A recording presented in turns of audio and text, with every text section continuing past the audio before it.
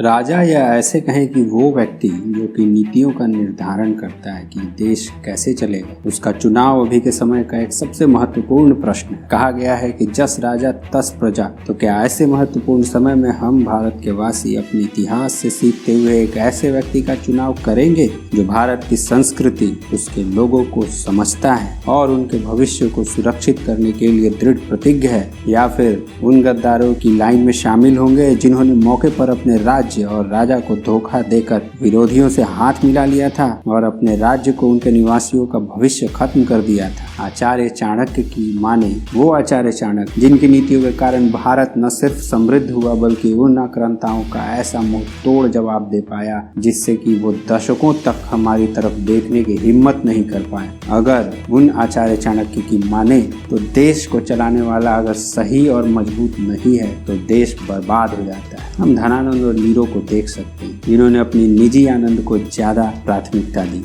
राजा शक्तिशाली होना चाहिए तभी तो देश उन्नति करता है। मानसिक शक्ति, आध्यात्मिक शक्ति। राजा को अपनी जनता से अच्छे से बातचीत करना चाहिए ताकि जनता राजा को अच्छे से समझ सके और राजा जनता को अच्छे से समझ सके। तभी तो वो एक दूसरे को सभी चीजें शेयर कर पाएंगे और इससे क्या होगा, इससे विद्रोह नहीं होगा और राजा देश को सुरक्षित रख पाएगा। राजा का संबंध दूसरे देशों के साथ ऐसा होना चाहिए कि समय पड़ने पर वो देश आकर साथ में खड़े हो सके। राजा को साम, दाम, दंड, भेद तीनों में पारंगत होना चाहिए। साम का मतलब है गिफ्ट देना, गिफ्ट लेना, आदर सत्कार करना, दोस्ती बढ़ाना। दाम का अर्थ है कि अगर किसी वस्तु की आवश्यकता हो राष्ट्र के हित में, जैसे कि हथियार खरीदने हो या कोई ऐसा सामान या कोई तकनीक खरीदनी हो, तो उसका दाम देने की क्षमता होनी चाहिए। दंड का अर्थ है कि राजा के दंड का भय होना चाहिए, राजदंड का भय होना चाहिए। और भेद का अर्थ है दुश्मन के भेद को जानने में वो सक्षम होना चाहिए, उनके अंदर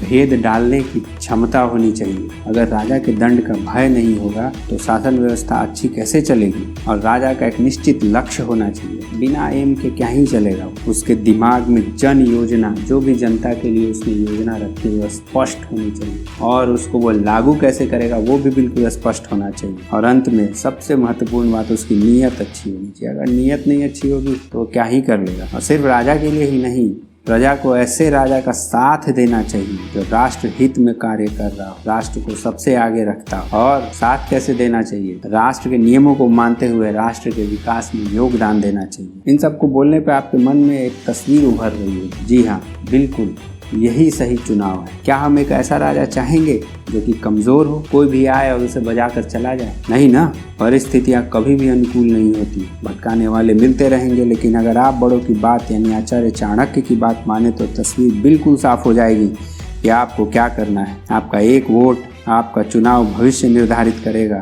जिसमें आप चाहें या न चाहें भागीदार बनेंगे ही। इसलिए उसे दिशा दीजिए, सही चुनाव कीजिए। जाति पाति के बंधनों से उठिए। जाति पाति के बंधनों का नुकसान तो हम अंग्रेजों के समय में भर चुके हैं, उससे पहले भी हमारे ऊपर लोगों ने आक्रमण किया था, उस समय भी भर चुके हैं। तो आखिर कब तक भरते रहेंगे? ऊपर उठिए इससे और निर्णय लीजिए। किसी के बहकावे में मत आइए। अपने आसपास देखिए जो काम हुए हैं, ये काम आपके चुनाव के कारण ही हो पाया है। अगर आप चाहते हैं कि इससे आगे भी ये काम चलता रहे तो उस मन को साफ करिए और संगठित होइए और इस देश को सुगंधित और सुंदर बनाइए।